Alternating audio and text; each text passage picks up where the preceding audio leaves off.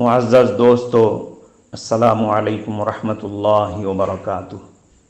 آج سماجی ہفتہ واری چھٹی کے دن ایک مختصر سی نصیحت اور حکمت کی بات ملاحظہ فرمائیں۔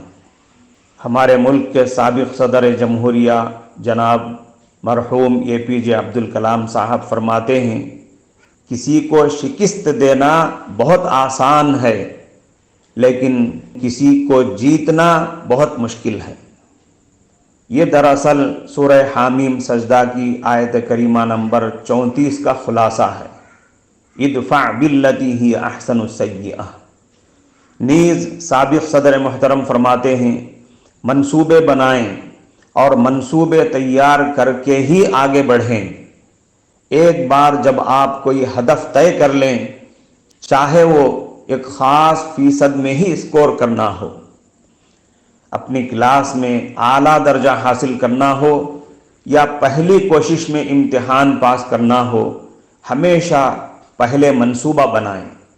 اگلا مرحلہ اپنے آپ کو پلان کے مطابق تیار کرنا ہے، اور ایک بار جب آپ مضبوط ارادے کے ساتھ تیار ہو جائیں تو دنیا کی کوئی طاقت آپ کو روک نہیں سکتی۔ معزز دوستو، اگر یہ نصیحت آپ کو قبول ہے تو اس کو لائک کریں اور کمنٹ باکس میں لکھیں کہ آپ اس نصیحت پر عمل کرنے تیار ہیں بھی یا نہیں۔ مناسب معلوم ہوتا ہے کہ یہ نصیحت ہمارے انگلش میڈیم اسکول کے طلباء کو بھی سمجھا دی جائے۔ ہیلو ڈیئر فرینڈز، السلام علیکم ورحمۃ اللہ وبرکاتہ۔ Here is a little advice and a word of wisdom for you on today's weekly holiday. Former President of our country, Mr. APJ Abdul Kalam says, "It is very easy to defeat someone, but it is very difficult to win someone."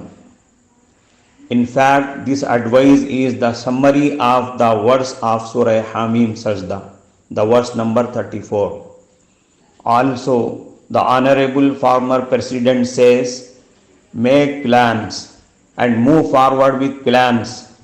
Once you set a goal, even if it is to score within a certain percentage, whether it is getting the top rank in your class or passing an exam in the first attempt, always plan first.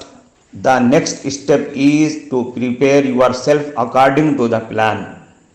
And once you are ready with the strong intention, nothing in the world can stop you. My dear friends, if this advice is acceptable to you, then like it and please share it and write in the comment box whether you are ready to follow this advice or not.